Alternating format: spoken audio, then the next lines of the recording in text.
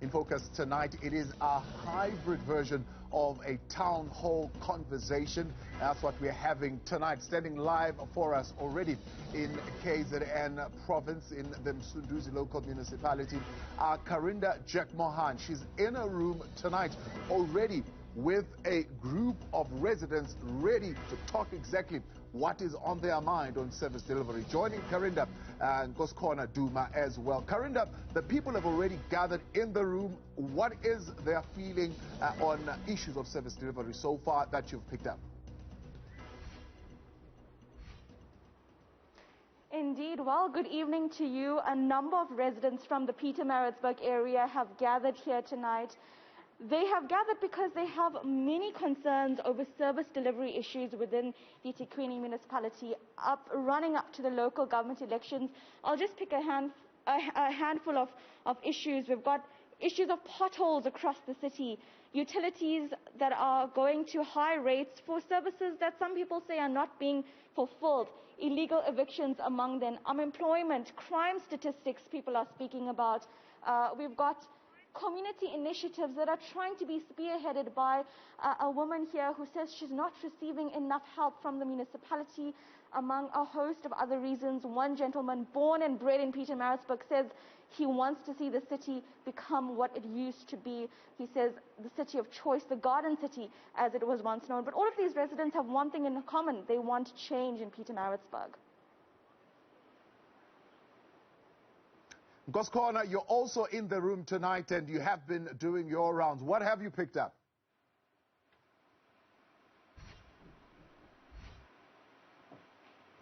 Well, Thabo, I'll tell you that many residents here have complaints.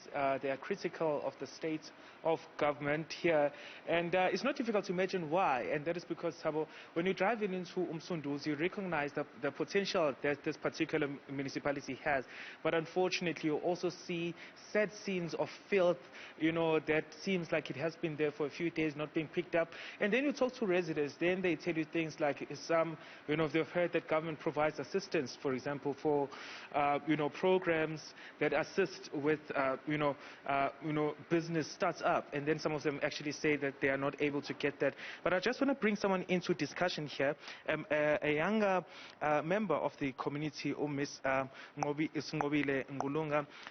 Tell us about some of the issues that you face as a member of this municipality, ma'am. Thank you very much for this opportunity.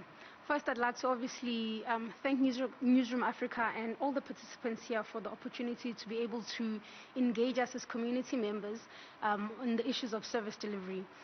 It's very important to be able to state that as social entrepreneurs, ours is a role that almost becomes an extension of what the government service delivery mandate is. And so I think even since COVID, especially because since COVID has begun, we found that it's become a bit more difficult to get funding, especially to extend to communities. And obviously we realize that there's a greater need, especially because of COVID. And as social entrepreneurs, our role is basically to seek funding, to take it to our communities, to be able to further the service delivery mandate. And so we find that at these times there's been an issue in terms of administration of funding proposals. Either there's a backlog, either there's delays. And so we're very concerned because the rising numbers of unemployment in the country. And Msunduzi is so important because we are the capital city as Pietermaritzburg. And so there's so many things that we can do better. And I feel that I must stress that if now more than ever, especially with the upcoming elections coming through, we need to be able to band together as different sectors of development of our community, because the numbers of growing young people in distress, there's no way that we can hide from it anymore. And I feel that there's always a pull, especially from the different political parties and the different organizations. And at this present moment, I would just urge that we try and do better to work together, because our communities need us. Our communities require... And a continued look at what's making news tonight here on Newzroom Afrika, channel 405. In focus tonight, it is a hybrid version of a town hall conversation. That's what we're having tonight. Standing live for us already in KZN province, in the Msunduzi local municipality, Karinda Jack Mohan. She's in a room tonight already with a group of residents ready to talk exactly what is on their mind on service delivery. Joining Karinda and Goskona Duma as well. Karinda, the people have already gathered in the room. What is their feeling on issues of service delivery so far that you've picked up? Indeed. Well, good evening to you. A number of residents from the Pietermaritzburg area have gathered here tonight. They have gathered because they have many concerns over service delivery issues within the eThekwini municipality running up to the local government elections. I'll just pick a handful of issues. We've got issues of potholes across the city, utilities that are going to high rates for services that some people say are not being fulfilled, illegal evictions among them, unemployment, crime statistics people are speaking about. We've got community initiatives that are trying to be spearheaded by a woman here who says she's not receiving enough help from the municipality, among a host of other reasons. One gentleman born and bred in Pietermaritzburg says he wants to see the city become what it used to be. He says the city of choice, the garden city as it was once known. But all of these residents have one thing in common. They want change in Pietermaritzburg. Goskona, you're also in the room tonight and you have been doing your rounds. What have you picked up?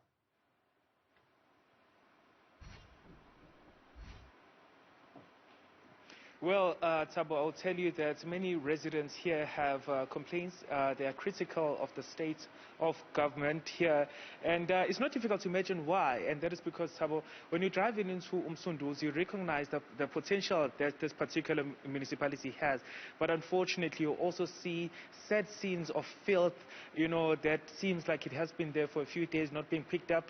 And then you talk to residents, then they tell you things like they've heard that government provides assistance, for example, for programs that assist with business starts up, and then some of them actually say that they are not able to get that. But I just want to bring someone into discussion here, a younger member of the community, Miss Ngobile Ngulunga.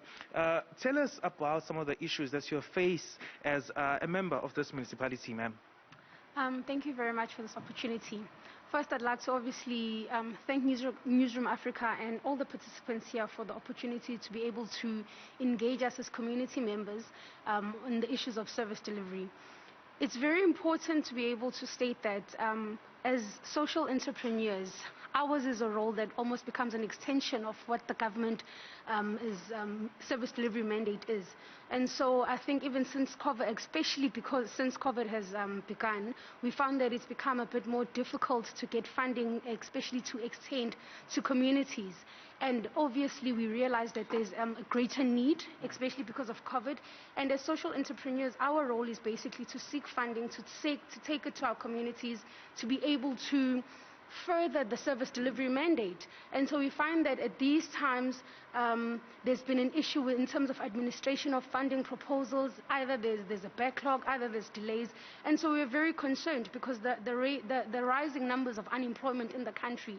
And Msunduzi is so important because we are the capital city as Pietermaritzburg. And so there's so many things that we can do better.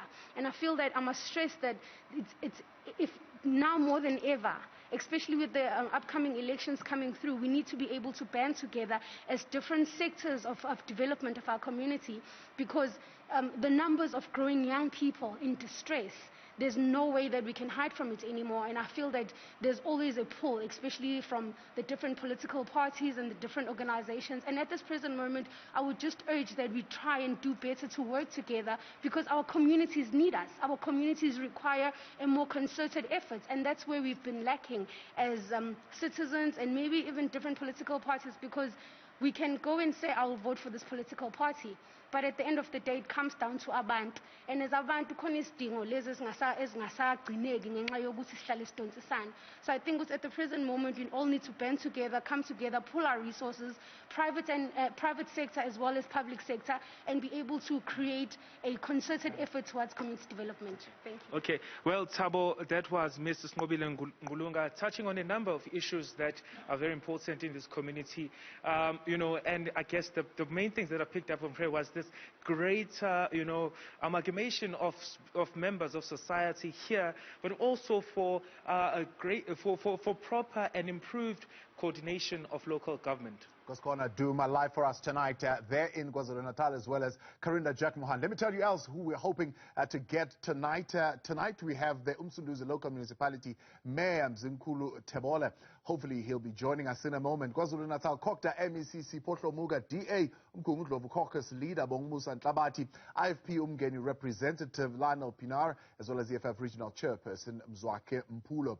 Msunduzi Association of Resident Ratepayers and Civic chairperson Anthony Waldhausen, as well as Newzroom Afrika reporters that you've already seen, Karinda Jack Mohan and Koskona Duma, together with the residents of Msunduzi Municipality. Of course, you're a part of the conversation tonight on WhatsApp as well as on Twitter at 072-110-5584, or you can tweet us at Newzroom405. They've kind of set the lay of the land as to what exactly is happening there.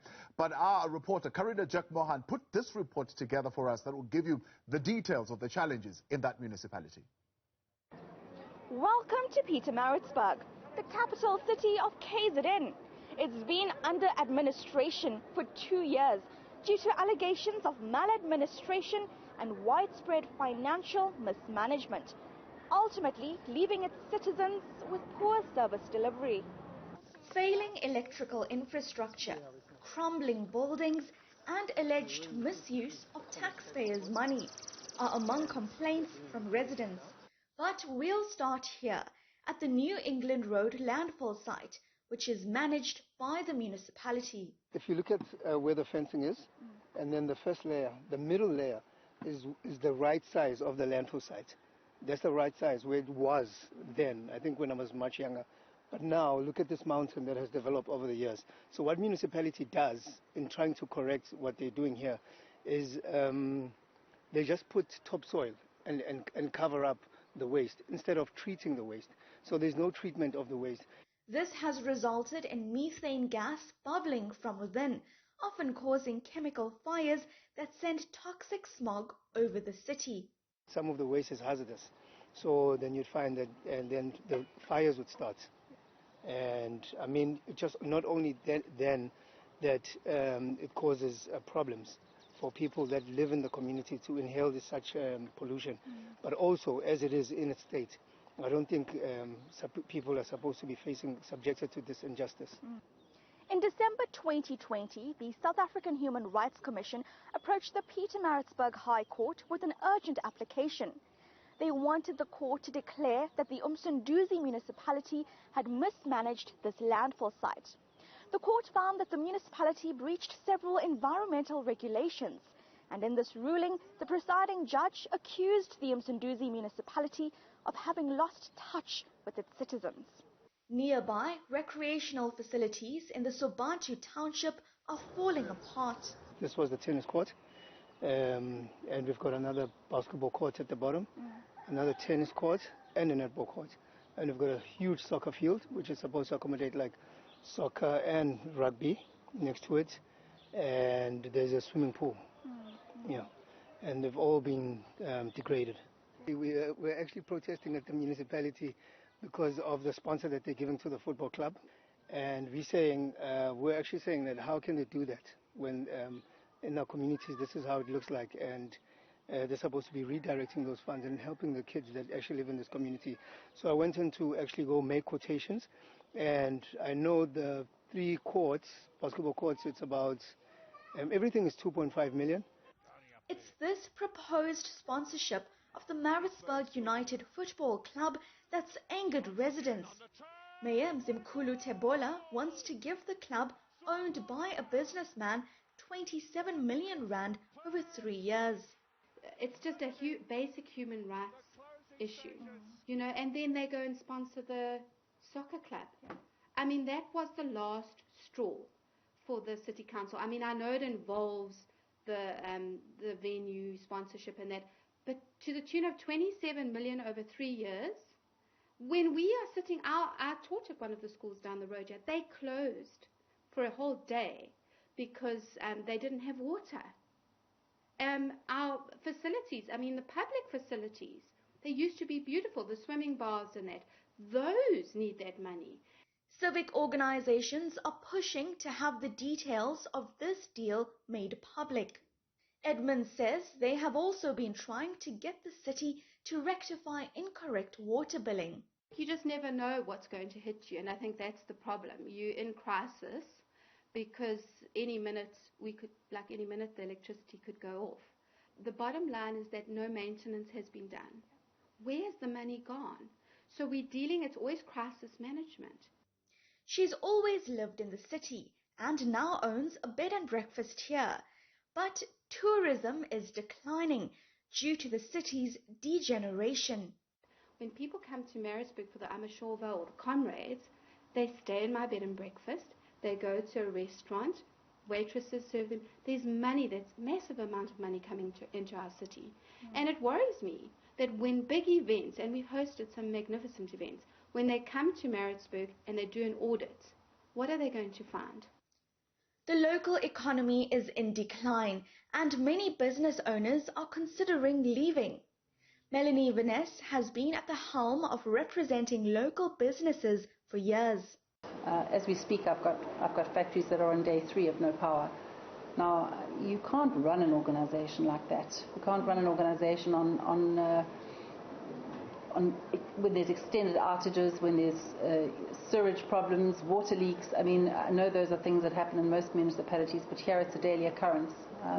And unfortunately, I'm very aware of what's happening around the city because our call centre is completely ineffective. So I've become, I guess, a de facto call centre for certainly for businesses to be able to report it, because you have a power outage, you need to make decisions. The municipality is sinking into debt and, according to its debtors' books, is owed more than 5 billion rand. Despite the ongoing financial crisis, the football sponsorship remains on the table.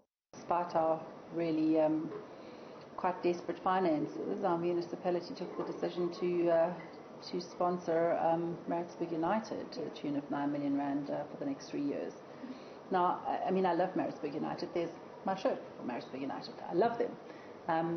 If we were operating optimally, if they were delivering on their constitutional mandate, we really wouldn't have a problem with it at all. But in light of the fact that we don't have money to repair our infrastructure, that our city looks like it does, there is absolutely no way that a sponsorship of a private entity can be entertained, unfortunately. It's very frustrating to business who are battling to work because they don't have proper services. Residents are tired of political infighting and red tape hampering community development. The decay of the city, there's no maintenance, it's generally not clean, trash doesn't get picked up as often as it should, and then obviously the mushrooming of things like your bottle stores and your bush mechanics and all other sorts of businesses that really affect us quite negatively as a school. So what do residents want from their local government?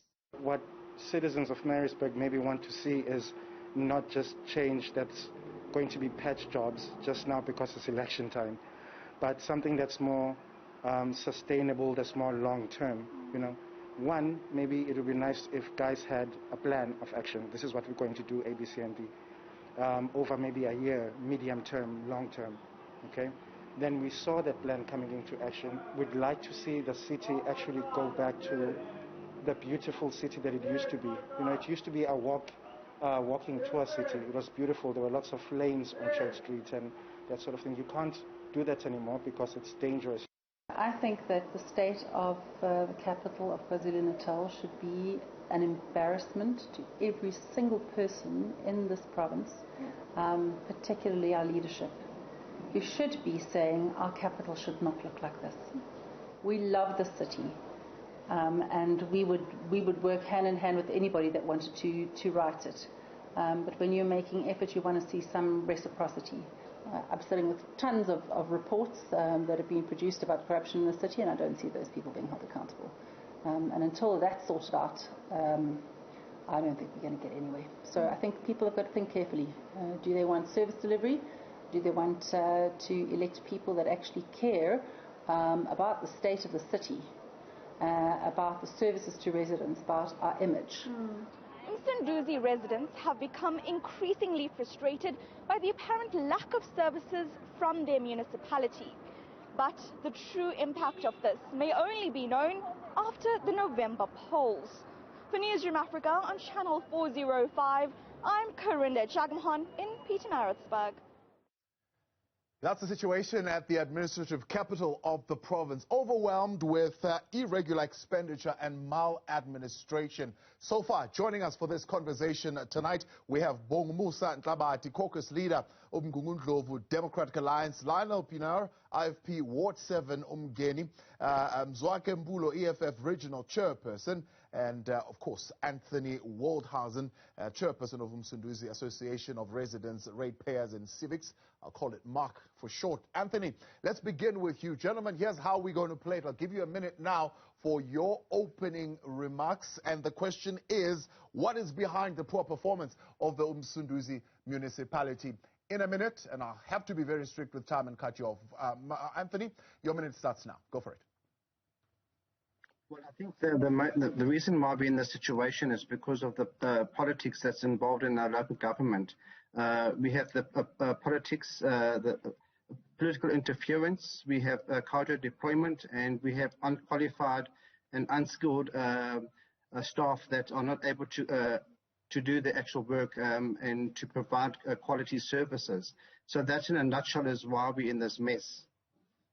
Let's have you then, Bongumusa. What is behind the low performance? Poor by all standards is the word that comes up when you look at Msunduzi Municipality.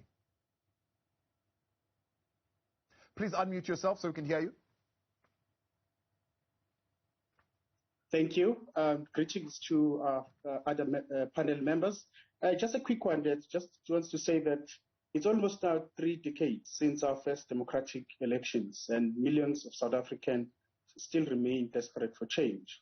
COVID-19 pandemic exposed how years of poor ANC governance has resulted in an even deeper economic crisis, joblessness, corruption, and violent crime.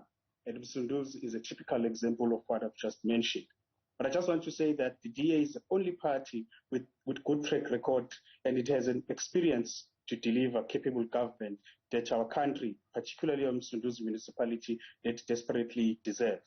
Other parties are either too small to beat the ANC, or they are aligned to the ANC themselves. While they seek to divide, distract, or confuse us with their own narrow political gains, right, the DA will remain committed to our principles and values. Bongumusa, right. Let me come in there. That minute's over. Mzwake, why is the municipality failing to deliver on the basics? I mean, in one of the meetings with the rapid response team in July, there was an indication that there is no money to deliver critical services. What's behind these failures to deliver on its duty of service delivery? No, the answer is simple. Is ANC. They are incapacitated. They are saying they don't have money. But just now, you were saying in your video clip before you came to us, you said they are donating money to soccer teams and stuff like that. Hence, you see the so-called capital city is it's a disaster.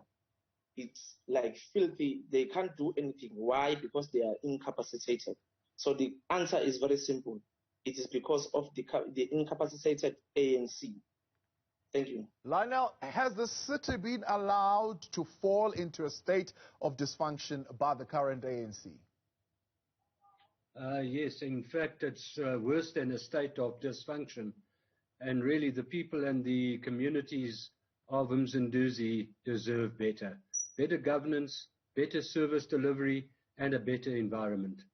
The reasons for this lack of maintenance, lack of expenditure on capital expenditure such as MIG, the question of an intervention that is not working, their audit results and their cost containment processes leave a lot to be desired, and the audit results for 5 years, qualified, there is a disclaimer, adverse, qualified and qualified. Now, how can that be for the capital city? And I might add, they get this kind of audit result despite the fact that they have received enormous support from both the provincial government and also from the National Treasury and National Cocta. All right, Lionel, thank you very much. Opening remarks there from the parties, as well as Mark, which represents civic organizations as well. We're trying to get on the line the MEC for Cocta, who has placed this municipality under administration. In fact, there are talks of an extension of the Section 139. We'll find out why in a moment. Plus, we're also trying to get the mayor on the line as well tonight to be a part of this conversation. And we've got our reporters, Goskona as well as Karinda Jack Mohan, live for us tonight in Msunduzi Municipality, in the room with the residents who've got burning questions to put forward to our panel tonight. Karinda? Yes, indeed. Well, good evening to you. We're with a group of residents, and this is one Dolores Cynthia Ball. She is a pensioner earning about just almost 2,000 Rand a month. It's difficult for her to live life on a daily basis, and for her complaint is regarding payments of utilities for services she says she just does not receive. Dolores Cynthia Ball, let's tell the political representatives about your issue. I receive a pension of 1,900, and out of that we get estimated on our billing, and sometimes the estimation runs into thousands of rands, where we've got to make thousands of rands that we can't afford. Then we've got to make an agreement of how much do we pay. We can't afford this. It's not on. We hardly got anything to live on after paying our insurances and our other bills, as well as people are getting thousands of rands of accounts that they can't pay and they can't cope. Municipality is really letting us down in a big way. Something has to be done, especially now with the looting. Food stuff has gone up so high, we can barely cope. A pocket of potato costs 130 Rand. Oil, 5-litre oil costs 140 Rand. To cut you off, tell me quickly first about this water meter bill that is, you say, confusing at times. As I said, they estimate our water bills. So when they do come, then it's in thousands of rands, and then us as pensioners, how do we cope? How do we pay those thousands of rands? That's a question there from Dolores Cynthia Ball, a pensioner in Pietermaritzburg, questioning how is she going to pay utilities that amount to thousands of rands, estimated bills, and she says she just can't afford this, and for services she says she's just not receiving. Pensioners' billing challenges tonight. Question going to be put in a moment to the mayor as well as the MEC for Cocta as soon as we get them on the line. Goskona, where you are, what are the questions?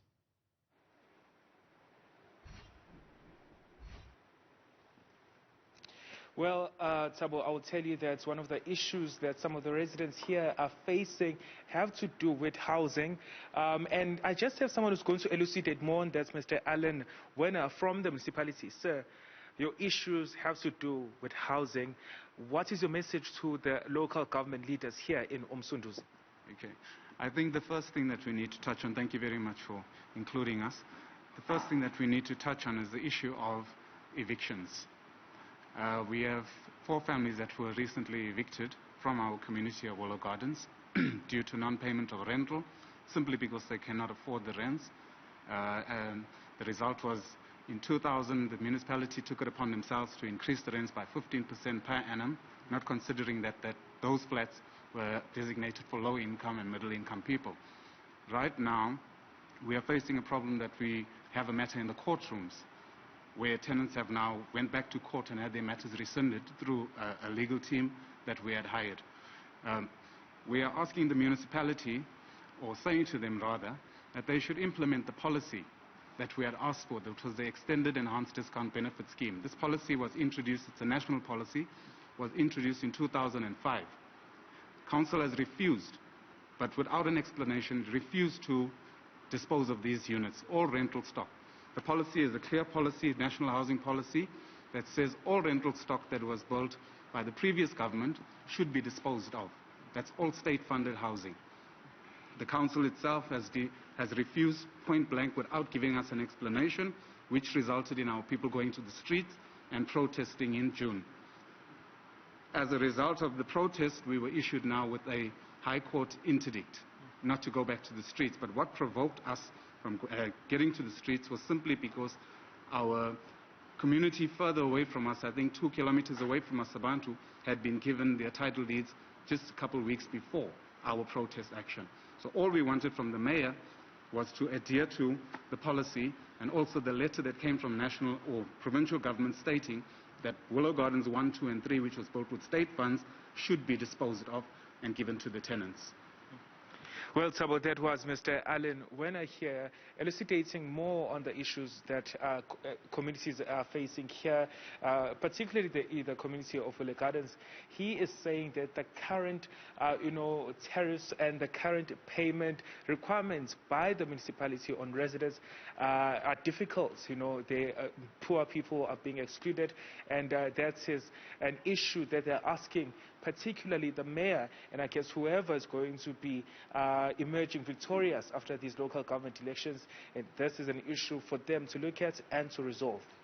One of the challenges that they're being faced also by the community of Msunduzi local municipality. Those are the questions we'll put forward. One, the question on the issue around the billing challenges. I know the team represented by Anthony are now roping in the public protector, particularly on the question of the billing challenges. The Democratic Alliance, on the other hand, has been opposing the question of evictions in the Msunduzi local municipality. We'll talk to them and hear their views on that, as well as getting your views tonight on 072-110-5584, or you can tweet us tonight at Newzroom 405. We continue with our hybrid town hall conversation, the issues plaguing the DK of the Msunduzi local municipality. Stay with us.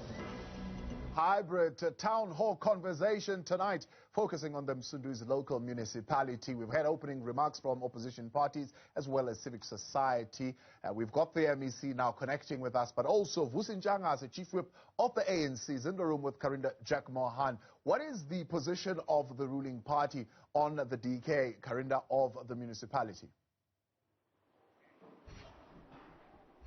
Indeed. Well, among the panelists is the chief whip of the ANC in Msunduzi Municipality, Mr. Vusi Njanga. So he's here in person, and we're just going to hear what he has to say. Mr. Njanga, what are your remarks regarding the state of the municipality in Msunduzi? Thank you very much, Karinda. Greetings to you, my fellow panelists, as well as the viewers at home. And maybe one has to take this opportunity to use this platform as the African National Congress to report back to our people about the opportunity that has given us to lead this municipality. And it would be very important maybe to start with outlining the challenges that we faced as a country, as a people, and as a nation. Go for it. Because the challenges that we are facing, broadly as a country, as a people, as a nation, are structural challenges that we are facing. However, as the African National Congress, we are poised for great heights under the leadership of the ANC. We have a commitment to build a better communities and a better life for all of our people. We have been engaging with the communities across the land and breadth of our city. It's part of the campaign and also as part of report back to our people on what we have been doing for the past 5 years of our term. And the response is very positive. Our people still see the African National Congress as the hope, as well as also as their home, because they've seen that we have made difference in their lives, because we stand for the working class and the poor, and are very much happy about the performance and the delivery that we have done as the African National Congress. Just to be quick, in some of the challenges that we are facing as a city, as a matter of urgency, we have instructed the city manager to tackle the issue of the abuse of the overtime, and also to reduce the use of the consultants so that we do our work in-house. And that has yielded the positive results. We have also enlisted the services of ESCOM, ESCOM is the SOE, to assist us to tackle issues of power outages and major electrical faults. We're also in partnership with DBSA and COGTA. They've come on board to assist us with the issue of the meter audits and other significant credit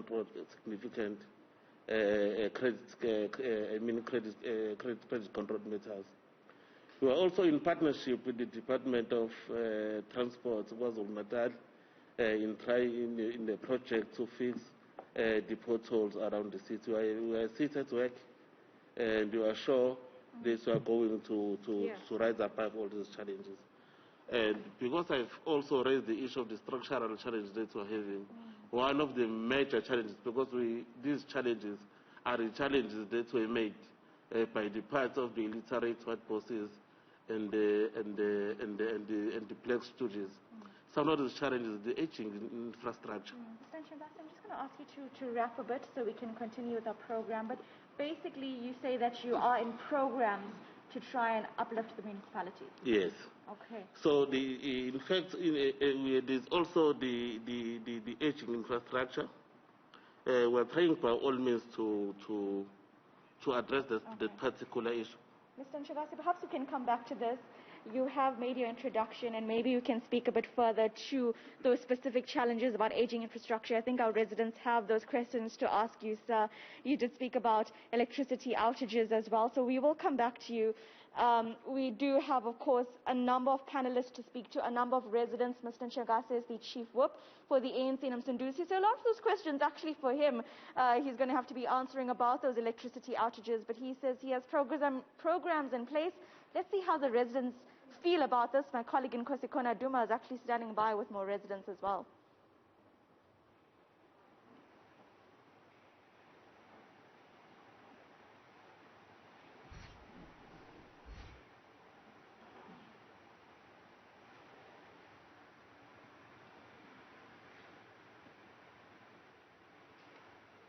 Yes.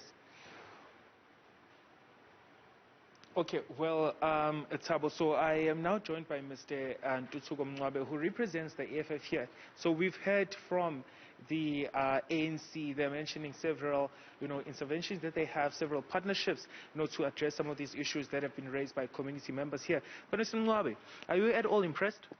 No, I'm not at all.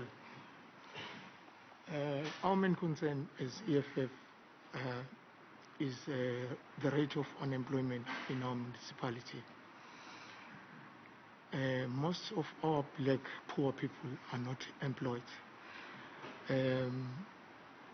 Just because this municipality has outsourced most of the services. There is this department called Anti-Land Invasion Department, and that department is not helping us because our people are unemployed and they cannot use the land that they have. So as EFF, we want our people to be given that land. They must use that land. You cannot punish them twice by not giving them jobs and also by taking land from them. This is their land. They must use their land. I'm also a ward councillor candidate of Ward 39, which is Elandscope. So the problem in our area is water. We don't have water for the past 5 years. So when we speak to the drivers, we're only getting water by the Waterkans, which is the municipality trucks. But they're only coming once in two weeks. When we ask them why they don't come and give people water, they say their trucks are not on the road, so they cannot drive them. So that's the main issue of our people. And another thing, when the ruling party campaigns, they tell our people that water and electricity is for free. But after the elections, they want our people to pay for water and electricity. Well, Mr. Mncwabe, you touched on the issue of land, but as I understand it, that's an issue that's being ventilated at a national level. How do you suppose that the municipality can intervene at that particular level? if the land issue is for the national level, the anti-land invasion department was not supposed to be in the municipality. Then they should be dealing within the national level. Why are we having that department, anti-land invasion, if it is done on the national level? Well, Thabo, those are some of the sentiments that have been raised now by the FF, just really reacting to a point that was made by the ANC representative in this particular town hall meeting. Of course, you would expect that there will be differing views, and those are issues that we have been taking here, but we'll be bringing you more updates as the program proceeds. That's going to do much appreciated. Of course, we'll get some clarity on this issue. Let's welcome now the MEC for Kokda in the province, who is joining us to outline some of these issues. Mamhlamuka, good evening, and thank you very much for your time. Please unmute yourself and the opportunity for us to be able to ventilate some of these issues that have been put to you. First and foremost, why have you decided not to dissolve this municipality, but rather extend the Section 139 for the second time? When you look at the qualified report by the Auditor General for, after this administration still receiving a qualified report, there are tons of forensic reports that still indicate maladministration. There's a question, for example, of the Auditor General saying reduce private security as per that report. That particular matter still not being addressed. As we speak, 5.2 million of the 5.7 million budget has already been spent, yet there are still potholes, there are still traffic lights that are not working, there are pavements that are broken. Why keep this municipality and not dissolve it? Because clearly it's not fulfilling its constitutional mandate. Well, evening to yourself and also evening to the viewers. Let me start by saying you don't just dissolve a municipality, you first do the assessment. Remember, whatever that we are doing as a provincial or national government, we are guided by the constitution of this republic. As you correctly saw, dissolving fall under Section 139 1C. That means before you go to Section 139 1C, you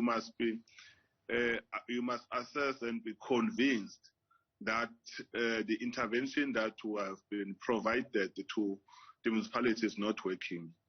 And we're not going to just go straight to dissolve the municipality. There are a number of factors that make the municipality to be dissolved. And there's a number of factors that make the municipality to put under Section 139 under administration. Right. And part of those factors is to check if the municipality, they have already employed the senior management. You will remember that Msunduzi is one of the municipalities that have a high vacant of senior management. Yeah. Remember that there was a report that was tabled to the council. Part of the report, the former MM was one of the culprits. Hence, the former MM was suspended and ended up resigning. Yeah. And a number of other senior Section 56 managers who also taken to DC, and they were dismissed. Yeah. And that means that the council, they're able to implement the Section 106 of the forensic investigation, which indicated the challenges that the colleagues they are talking about. Yeah. And when we say that the municipality is progressing because they are dealing with the challenges that we have highlighted. Yeah. And we remember that there is a new leadership now at Msunduzi, after the council have decided to re-elect a new leadership at the level of Troika, which is Mayor. But MEC, let's just stay with this issue. One of the reasons why you would invoke a Section 139 is because of the financial ruin that the municipality is in. And when you then observe, you need to be observing a financial recovery of the municipality. Not only that, but you need to also be observing the unblocking of the service delivery issues. I understand you're talking about consequence management and so on and so forth. But if we look at the debt trajectory of the municipality, 2019, 2021, 722 million. 2020, 2021, 507 million. Debt, it's not improving. I'm not sure from your point of view, MEC, when you look at that, where is the improvement? I think it's important that you also listen to me. Unless you you don't want to listen to me. I'm saying you don't only put a municipality under Section 139 because of one element, which is financially a challenge. There are a number of factors that are causing that. Remember, as a provincial government and national government, we are requested by the Constitution to provide support in terms of Section 154. And part of providing support is to assist the municipalities. In Kwazulu-Natal, the whole 54 municipalities, we are assisting them to ensure that they're able to manage their finances. But also remember that we went to Msunduzi Municipality to assist them with the revenue collection, because they are residents that are receiving services and they are not paying the services that they are not paying for the services that they have been rented by the municipality. And we have a responsibility to assist, to support the municipality. The municipality can't do anything if our people, they don't pay for the services, they don't pay for the rates, they don't pay for the water, they don't pay for electricity. We understand the challenges because we are referring to the financial year that the country as a whole have been suffered through COVID-19. But have been suffered through COVID-19, we are trying our level best as the provincial government, working for sure with national government to ensure that we assist the municipality. Hence, I'm saying, there is a progress that we have seen. That's why we decided to extend rather than to dissolve, because we are happy with the progress. However, we also noted the challenges of service delivery. But this challenge of service delivery, it was because of the revenue that the municipality, they failed to collect enough revenue, which will make the municipality to have budget. They will able to all right, MEC, I've got to allow the others as well to talk. I have allowed you to talk and to say your piece. That is the MEC for COCTA. We'll come back to you in a moment and highlight some of those issues that you have raised. Joining me also in the conversation, of course, we have the EFF, we have the DA and the IFP, represented by Bongo Musa Ntlabati, Lionel Pinar, as well as Mark, which is the Msunduzi Association of Residents, Ratepayers and Civics, that is represented by Anthony Waldhausen. We have, of course, our reporters also on the ground with the residents there in Msunduzi local municipality. Brit, town hall conversation. We've got a list of political parties, civic society. We've got residents. We've got the MEC for COCTA, and we've got the chief whip of the ANC in the province responding to some of these issues. Anthony, let's bring you in. One of the issues that I said you'll need to speak to is the issue of the billing challenges. A pensioner having billing challenges. You're taking that to the public protector, but also the MEC says the reason why they're giving the extension is because they're not just looking at the financial ruin of the municipality, which is caused by a lack of revenue collection because people are just not paying. Why are the people not paying? You have a minute and a half there. Well, just to explain here that at the present moment, we have 34% of revenue collection that has been done by the municipality. 66% of revenue is not being collected, which is including illegal connections and those that are actually, which has been exposed recently, whereby you have residents that have actually built houses and mansions that actually have water and electricity connected to them, but they're not paying towards that. So this is the discrepancy we're having, where you're having 34% of the actual residents paying towards water and the services, but 66% are not paying towards it. So this is a financial ruin for the municipality, and we need to sort this out to get all residents to pay equally towards the revenue collection, and this will actually improve the revenue of the municipality as a longer term. What's the extent of the freeloaders? What's the extent of the freeloaders, those who are getting electricity without paying for it? Well, you can see that 66% of those are the freeloaders, and those are all illegal connections. Those we actually having water and electricity that are actually are getting for free. We've noticed as well too, when we did our own research as well too, and for example in Bali, where you have a household that is three households that are connected to one water meter. And how do you explain that? Now you can see where the loss is coming from. And also you're having this also the water leakages as well too, which is ongoing, and we report it, but it takes a long time for those water leakages to be repaired, and the extra sort of revenue losses are coming into play as well. Yeah, Bongomusa, the MEC explicitly saying today that it's not just easy to put a municipality under administration. No, you've been calling for this municipality to be dissolved. He says there are other factors where they have improved, and that's what they are looking at, and that's why they've decided to do an extension. Yes, no, thank you. As you rightfully said, as the DA, we've been calling for the dissolution of the municipality. The Section 139(1)B that the former MEC has imposed, she did it in early 2019. It's more than 2 years now since that administration has been implemented. But if you look at the results, because we have to also measure in terms of the financial viability, but also the service delivery. Now, I must tell you, and the viewers at home, and those who stay in Maritzburg will tell you, that the municipality was far better off, even though it was worse, but it has gotten worse after the administration has got here. So, in fact, we believe that the municipality should have been dissolved a long time ago. I have to be frank with you. You must know that it is the ANC's call to make whether they want to dissolve the municipality or not. I believe that there's no political will to make sure that this municipality is back on its feet, be a city of choice, as you all know. But if you look at it, it is a city of darkness. As I speak to you now, if you drive around the streets in a city, in the capital city, the streets are lights. Dumps is not collected in time.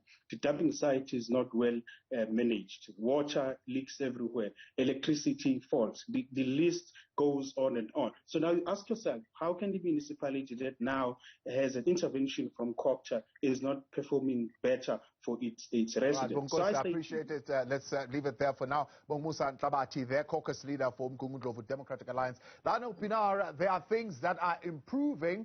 This is what province is seeing. Well, with respect, I need to disagree with that. If one looks at the very reasons why Msunduzi was placed under a Section 139(1)B, and you went to look at progress in addressing those challenges, there's been very little progress, and indeed, I believe that in many cases there's been some regression. So if you look at the financial situation, it certainly has not improved. And it's after 2.5 years under intervention with a recovery plan, with support from both Provincial Treasury and the National Treasury. There's a total collapse almost of service delivery, potholes so big that people are tempted to go swimming in them. There are really electricity outages that go on day after day after day. And let me just remind the viewers, this is the second time that Msunduzi has been under a constitutional intervention in terms of 139(1)B. They were placed under an intervention in 2010, 2011, just before the elections. And that was turned around very quickly, and Msunduzi became a clean audit city. We are not seeing that now, and I think the previous speaker all right. Thank you very much, Lionel. We still have the EFF and the ANC to go to as well. Mzwakhe, what do you make of the response from the MEC at this particular point, that things are improving, and according to their observation, having placed the municipality under Section 139, things are getting better? No, look, Thabo, before I go to the response of the MEC, I would like to send our condolences to the family of Njangas in Ward 20 here in Msunduzi, whom was killed a couple of hours ago, our ward candidate. So we're still experiencing the political intolerance here in KZN. As we've seen when our president he came here, we were blocked in some other places. So we received news and we went there. And we saw that one of our own was killed. He was attending the meeting of the party agents there, and he was killed in the same zone, which is Idinde, which is still experiencing the political intolerance here in Maritzburg. But passing there, the MEC is speaking about the administration.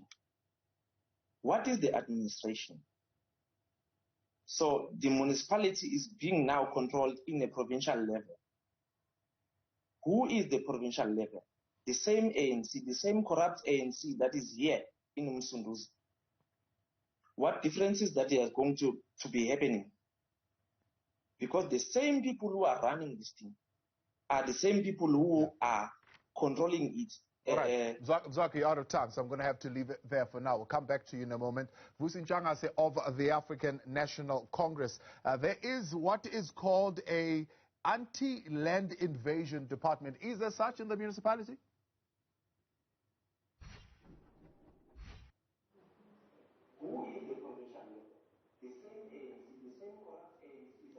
Indeed, well, of course,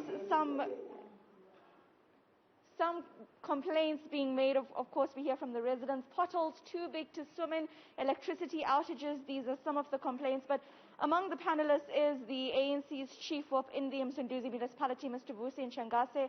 Lots of things to respond. What do you have to say? No, thank you very much. Maybe let me start by clarifying the issue of the sponsorship to Maritzburg United Football Club. 27 million rand over 3 years to Maritzburg United. Tell me about this. Yeah, let me start by that one, because this city of choice belongs to all who live in it. We are not a city for a certain section of population. We need to take care and deliver services to all the people of the city. The decision to sponsor Maritzburg United FC was not a political decision. It's an economic decision. We have looked at a number of factors. First of all, we look at the issue of local economic development, which is the core mandate of development and local government. Then the issue of sponsoring Maritzburg United was based on that one, because if Maritzburg United is playing, all the hospital industry is booming. The hospital is on its own. All the petrol service stations, the taxis, the small vehicles, they fill petrol, fuel, the informal settlement, mama, the widows, the single parents. So they sell quotas and everything, the fruits, peanuts, everything at the stadium. So that's on its own. Yeah. So you're saying it's part of... Yes, it's part of economic development, yeah. So that is one part of sponsorship. The second one is that Maritzburg United is the only professional team in the city. Yeah. And we have no other... Mr. Ntshangase, we've got to take a break there, but we're going to come back to you, okay? But Thabo, I'm sure other residents as well have more to say. We're going to also get another chance to speak further to Mr. Ntshangase. He has reasons saying that 27 million rand to Maritzburg United Football Club is part of contributing back to the economy. Thabo, back to you, and indeed, let's take that break.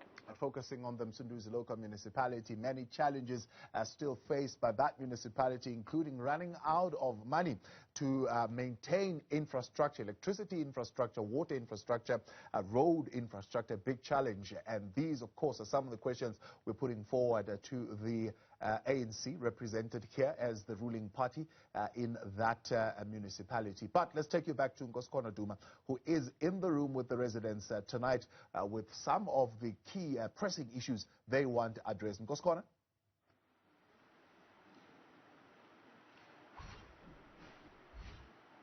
Well, Thabo, so you've heard the issues that community members have raised here. Many of them are current issues, issues of water, of housing. But one of them is actually worried about the future of the city.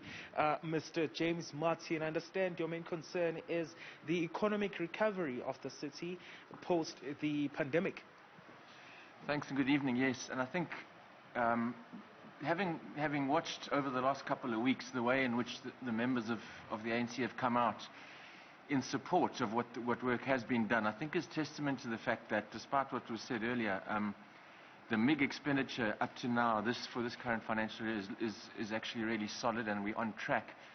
And also to mention, and not to make light of service delivery issues, but the influx of people into this district is something that no municipality, I think, would be able to cover, and the burden that it places. So I think there's a good story to be told in and amongst what's being said today.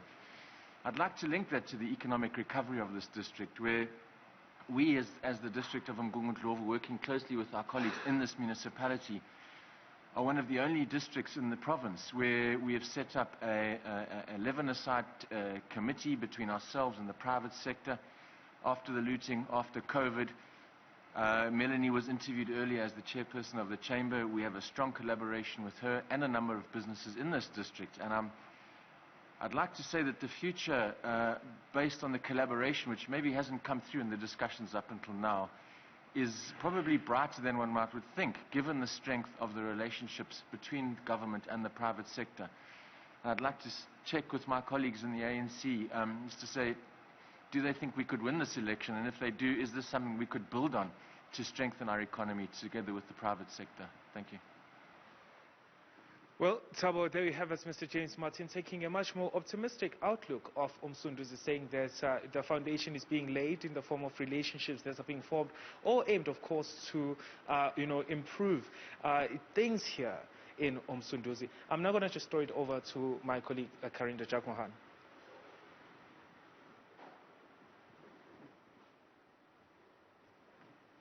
All right, Karinda, who have you got with you tonight? Thabo, I have the mayor with me tonight, the mayor Mzimkhulu Tebola. Thank you so much for speaking to us. Oh, you have so many issues to answer to, Mayor. People are very angry. They say there are potholes so big that they can be swimming pools. A gentleman here says that 207 families face illegal evictions.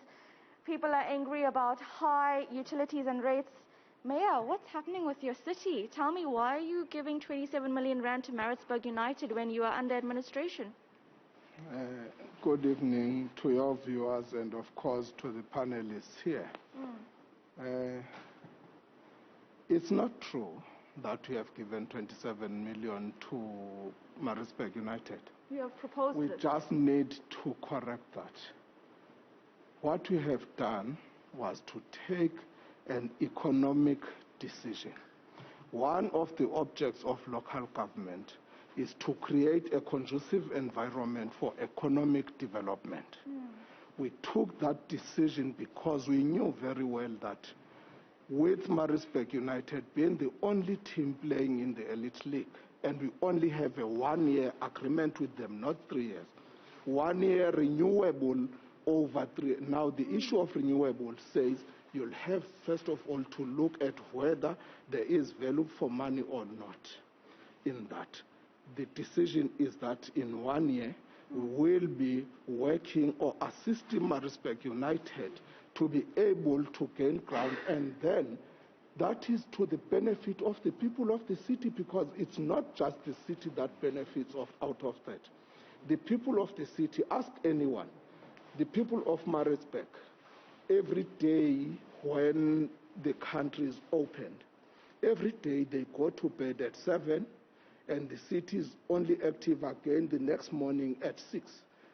But on Friday night, I can assure you, everybody knows, and we hope that the majority of our people are vaccinated.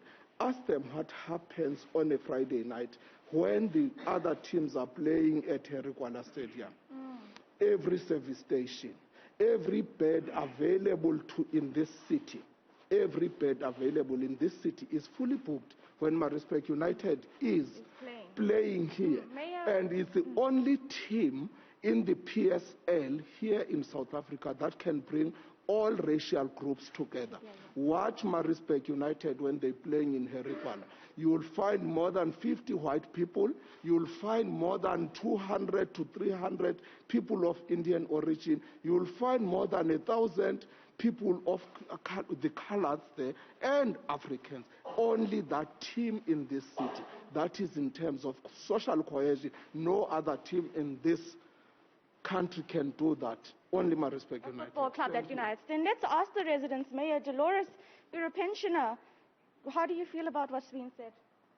I don't agree, because our town of Maritzburg, we need we need service delivery. And if the money is going out to soccer, which we are not interested in, what can we say about it? And Kosikona, what do the residents on your side of the room say? Well, Karinda, I'm joined by Dr. Peter Green. He's an actual veteran in the municipality here.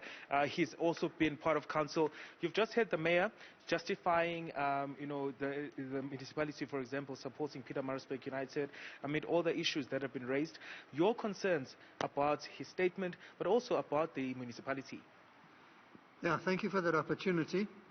I think the statement that wants to motivate a grant when we're virtually bankrupt doesn't make sense. And the residents in Scottsville and other RRAs, Resident and Ratepayers Association, are very upset that the potholes, the lights, the street lights, and the town planning doesn't exist. And we need to repair our own home before we make a home for somebody else. That's what we think. Thank you. Well, let me just steal this moment and have a guest who's been eagerly wanting to speak to us, ma'am, Ms. Nagina Ahmed. Your issues with the municipality, as well, touch on what the mayor just said. Good evening to your viewers, and my name is Najma Ahmed.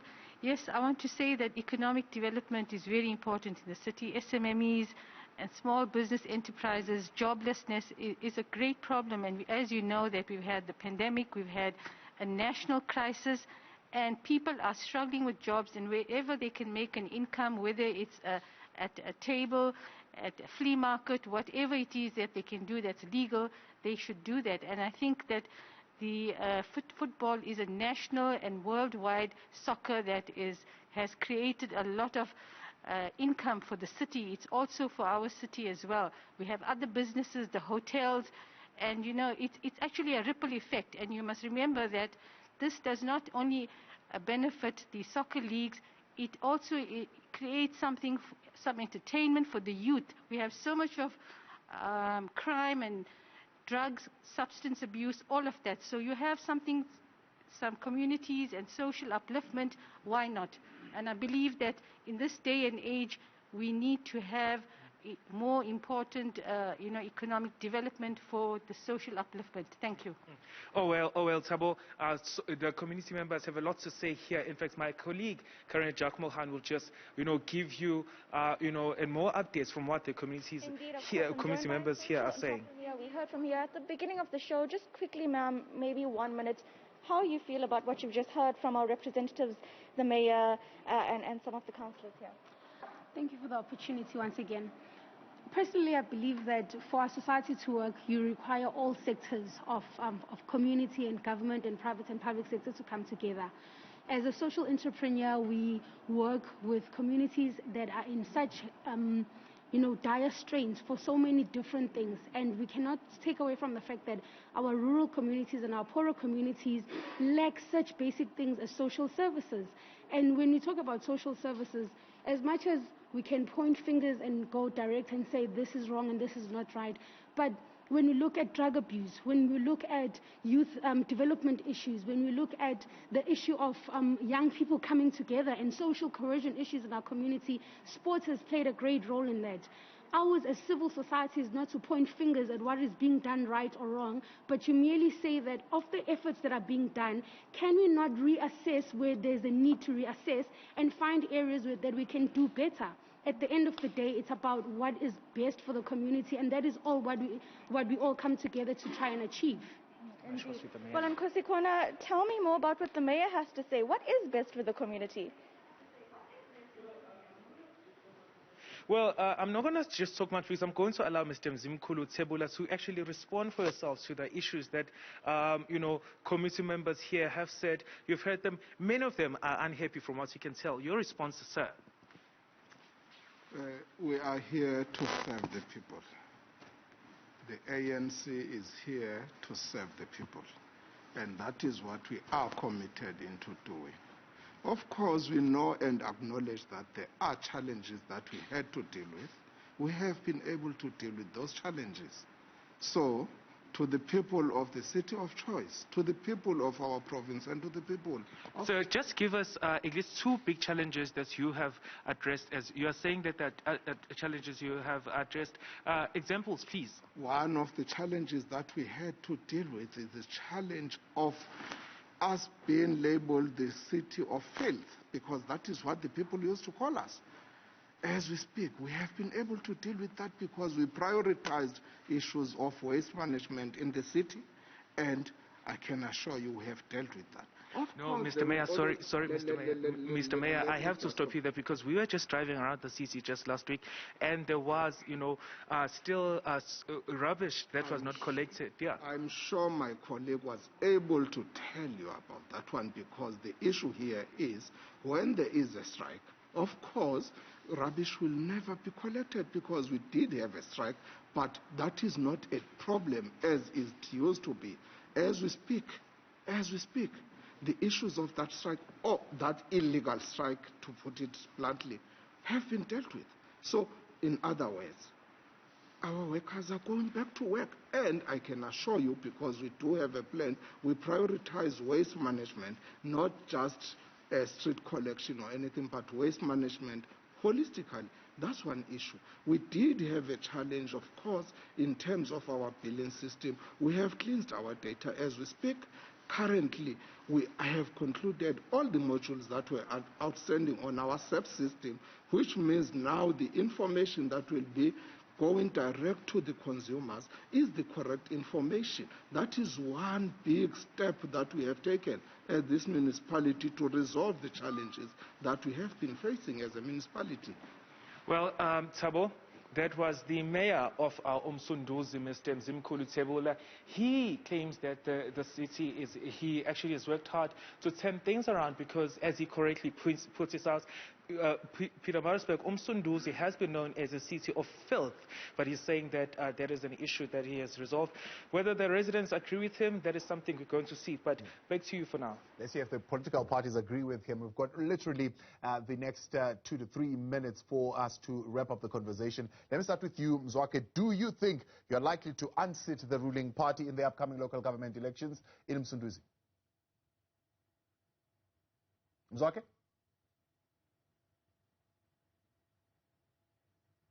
All right, Zwake is still muted there. Bongmusa, do you think you're likely to unseat the ruling party in the upcoming local government elections? In terms of unseating them, our main purpose as the Democratic Alliance and other opposition parties, we will put the ANC below 50% in the upcoming elections. But also just want to add something that I think that is not wise for the mayor to mislead yourself and the viewers at home. The issue of waste management is still an issue even today. The issue of billing is still an issue, as other residents have said. Just to mention one thing that seems to be the problem is to have officials that are ANC aligned. I'll make one example. One of the people that were interviewed in the form of James Martin. James Martin is a Section 56 manager at Kwazulu-Natal District Municipality. And it is wrong of him to speak as a member of the ANC, hoping that the ANC wins. It is the situation that we find ourselves into because we have officials that are supposed to be serving communities, but they are speaking for the ANC. Momus, I appreciate it. Lionel, do you think you're likely to unseat the party in the upcoming local government elections? Well, we certainly are going to give it a try, and we will certainly be supporting trying to get the current ruling party below 50%. The electorate should consider the price to the people of an intervention which has so clearly failed. The answer is not to extend an intervention and to keep a municipality under intervention. Rather, the solution is to elect a party to govern which has the interests of the people at heart. Trust us to work for you, the people of Msunduzi. And that is where we need to go. Really, the people want proper planning. They want clean governance. Right. They want adherence to the rule of law, and they want proper service delivery. Lionel, I appreciate your time, and thank you very much for coming through. Mzwake, a quick 30 seconds for you. Your closing remarks? You're still muted. Thanks, Sabo. I'm sorry for that. I hear the mayor speaking about the Maritzburg United donation that has been made. I think the mayor is failing to prioritize. We can't prioritize soccer as a hobby or entertainment before our people. Our people doesn't have flushing toilets here. Our people doesn't have land here. Our people doesn't have jobs here. But they are prioritizing to give so much millions that they gave to Maritzburg United. Wasteful. They are saying it was because they didn't collect waste because it was there was a strike. Right. So I appreciate it. Let's leave it there for now. And Anthony, your views on the interventions that have already been mentioned, tackling overtime, reducing consultant fees, ESCOM assistant, particularly on power outages and some major electrical faults, as well as the intervention of the DBCSA, which the ANC is saying they are enlisting.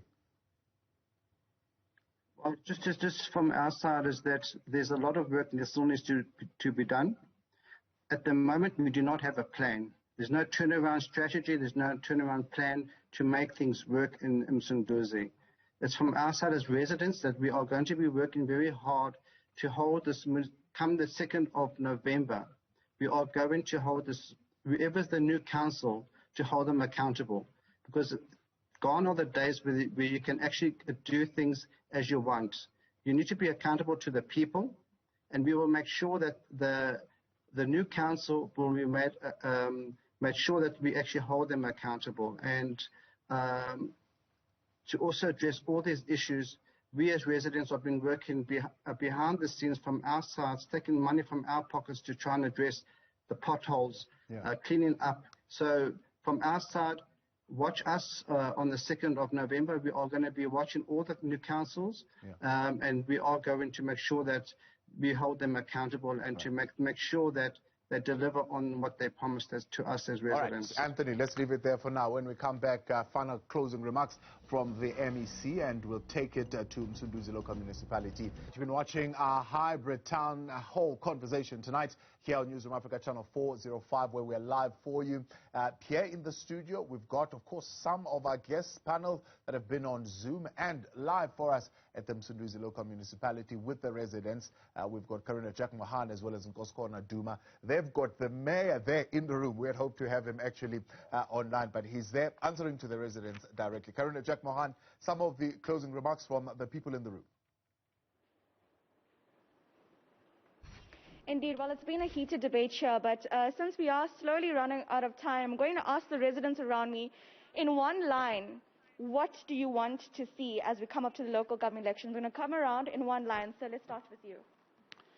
Indeed, it's a sign that the issue of cooperative governance has to be adhered to, and one would really want to see things happening that way because it is the only solution at the end of the day.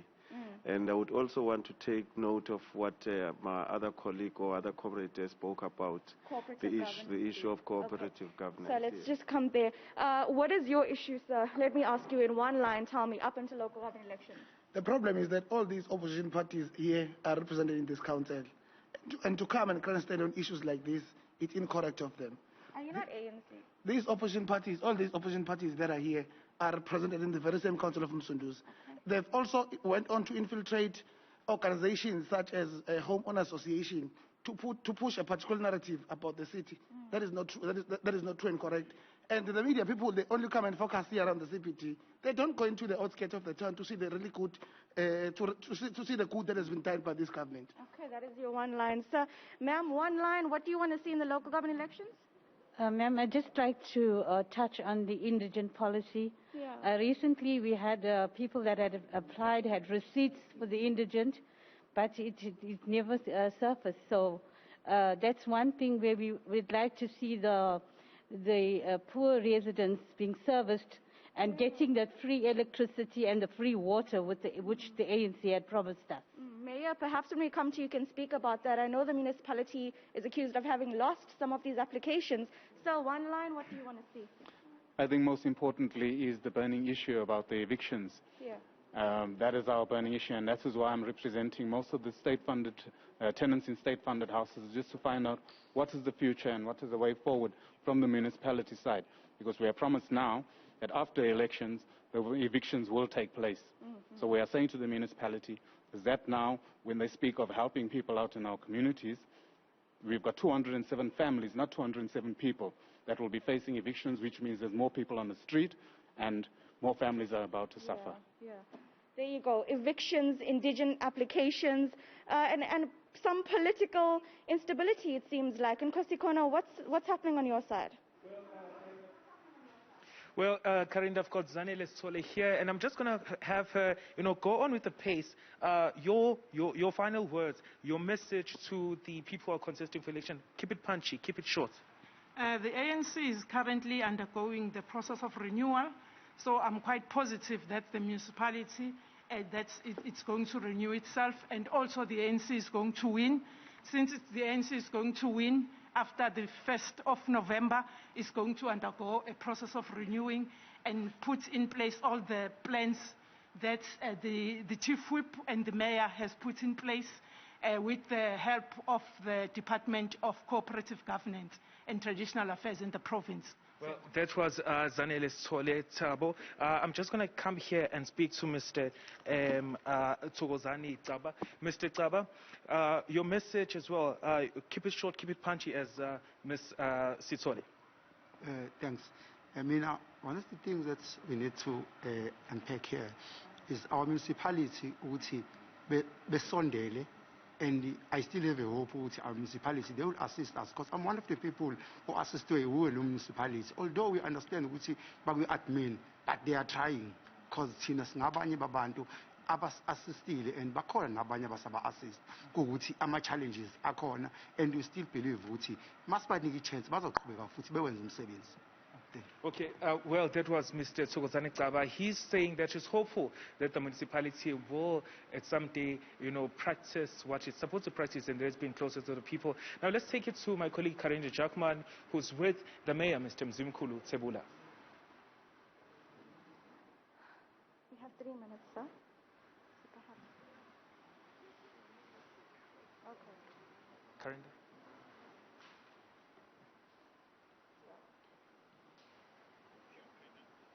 All right, well, lots of people want to respond at this time. The mayor will be responding, but he would like this gentleman here to respond for a minute. So you have a minute. Tell me what you'd like to say. You're very heated at this point. Please keep your mask on, though. I'm not heated up, ma'am. All I want to say is some of the people that are complaining here, they've come to us on many occasions. We've helped them. They would don an ANC T-shirt when they want a free house or they want something from the ANC. Then they would go down the road and don a blue and white T-shirt and say, the Democratic Alliance will do this. The Democratic Alliance will never do anything that the ANC has done for these communities. The ANC has allowed them and given them a lot of... people behind you are saying it's not fair what you're saying. No, well, let me tell you something, ma'am. Let me finish. Are you protecting me? Are you protecting me? Are you protecting me? All I'm saying is the issue of indigence was done. We went there on many occasions as the ANC and helped these consumers. You have a situation where you want a service, but you don't want to pay your utilities and your rentals. And there's a policy in place where it's clear that if it is a pensioner, the pensioners were paying 500 rand for a flat, for a 1-bedroom lounge kitchen and bathroom and toilet. When some of the electricity guys went in to put in a prepaid meter, some of them refused. So we cannot go on. This issue has been going on for some time now. It's been going on for some time. And Kosikona? Yeah. Okay, well, we've got someone who actually... Ma'am, your views, just your response to what is being said. Sir, object to what the gentleman is saying about T-shirts. We're here to discuss issues about residents and our issues that we are facing. It's got nothing to do with the color of T-shirts we wear. You shouldn't be commenting on that. Because when I came to this meeting, I was told it's not a political meeting. It's a meeting of issues that the residents are facing. And we are sitting here very nicely talking about issues that we are facing. If he has a problem with anything about T-shirts, because I am objecting to this because it seems to be directed to me. So that's why I'm objecting to it. If he wants to face me, he can face me outside. Because I got no problem to chew a bone with him. He mustn't come and talk about the issue with manner, because it's a sensitive issue. I haven't opened my mouth all this time. because it's a sensitive issue. Mr. Umar has money, he's got properties. We are poor people that live there. Don't bring the sensitive side out in us. We are poor. We are not rich like him, owning houses and saying millions of rands to sell it. We are poor. We started by scratch, sir. When we came into the community at Nana, we earned 1,500. We were paying rents of 300 rand. These are the people that put our rent up by 15%, and we're now sitting at 3,000 and 4,000. So he must come and talk to us as individuals after this meeting so that we can talk nicely and relax and talk about things. He shouldn't be picking on colors. Well, ma'am, we've heard you. Quite an emotional submission there. But, Karinda, you're with the mayor. Let's have him respond. Politics and the poor. Mayor Tebola, let's leave politics out of this. Tell me honestly, elections are coming. How are you going to help the people? This is the city of choice. Let me acknowledge the MEC for Copta in our province, Honorable Sipho. I didn't realize you are with us, sir. Let us put this correctly. We do have signed lease agreements with the residents of the said flats, because the issue of evictions is now being raised here as if we don't have any agreements with the people. But to meet our people halfway, not just from the flats or any other municipal property, we have taken a decision of the 100% write-off for all the indigents. And I mean all the indigents. All that the people need to do is to come forward, prove to us that they earn below 4,750 rand. Should they be able to prove to us that they are allowed free services, as the government of the African National Congress has made a commitment to the people. We are making this pledge even now that the ANC and only the ANC is prepared to serve the people. It's only the ANC that is going to give these people. But Mayor, I heard that there was a report that the council lost some of those indigent applications. What happened? No, we didn't lose any indigent applications. We didn't lose any indigent application. We took this decision to 100% write off because we understand that the majority of the people of our city, especially with COVID, many people have lost their jobs. Many people had to take salary cuts. And as a result of that, we had to make a decision as to how best do we meet our people, equally still continuing to provide them with quality services that they deserve. In one last sentence, Mayor, you think that this is still the city of choice, the capital of KZN? Indeed, this is the capital city of Kwazulu-Natal. The people of this city, come the 1st of November, they are going to vote for the ANC because only the ANC is in a position to provide them with ethical and, of course, capable leadership that they deserve. Thank you very much. There you go, heated inside the Pietermaritzburg City Hall, a number of residents, various political parties. At the end of the day, we're only going to see on November 1st the impact of what's happened and how residents feel. Thabo. Karinda Jack Mohan and Goskona Duma, appreciate you bringing us, of course, that heated conversation there tonight at the Msunduzi hybrid town hall conversation with the mayor in the room to hear for himself what the people are saying and what they would desire for the city to be. When we continue